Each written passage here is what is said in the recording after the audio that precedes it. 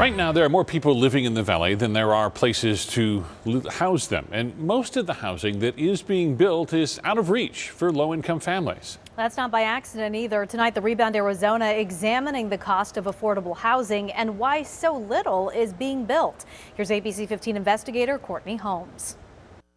Arizona needs 134,000 affordable housing units for low-income workers in our state. But experts tell me we're only producing about 1,500 a year, and that deficit will continue to grow without a reliable, sustainable source of funding because this work requires heart, experience, and a whole lot of money. Once completed, Bethany Crossing in Glendale will house 72 families. The insides are going to be gorgeous. But perhaps even more important to Jackson Fonder, they are all affordable units. Fonder is the CEO of UMOM. It's a nonprofit that works to house families experiencing homelessness. We provide emergency shelter, supportive services, and housing programs. But they're also a real estate developer that builds affordable rental housing. They've got about 500 units right now, and UMOM is only one of a handful of developers whose mission is specifically for low-income families. We are totally in this business for the mission to help and prevent people from going into homelessness. But a project like this has huge costs. The permits, the labor, the materials. They're usually costs plus profit that would be passed on to you. But the people who will live here can't afford that. So builders like UMOM have to find ways to subsidize it.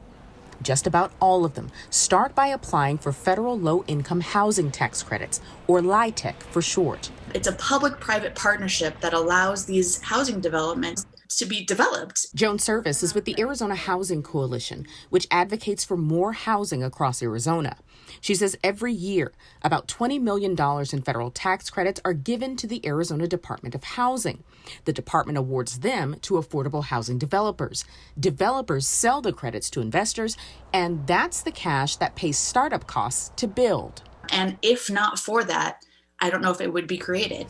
In 2019, Bethany Crossing was one of 14 projects chosen around the state. It received $1.4 million in credits. But that doesn't come close to the $18.3 million price tag. To get that amount of funding takes a hodgepodge of resources. Donations, investments, surpluses on other programs. And federal grant money, and private grant money, and low-cost loans. But there's only so much money available, only so many developers willing to do the work, and way too many people who need it.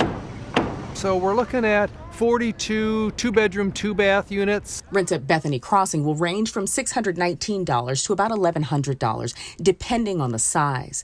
Families start moving in May, but it's the families who won't be able to move in that stay on Fonder's mind. Thinking about the fact that we can't build units fast enough to help our most vulnerable citizens is a travesty. In our next story in this series, we're looking at the 3 largest cities in the valley and seeing what they're doing right now to create more housing that people can afford. For the Rebound Arizona, I'm Courtney Holmes, ABC 15, Arizona.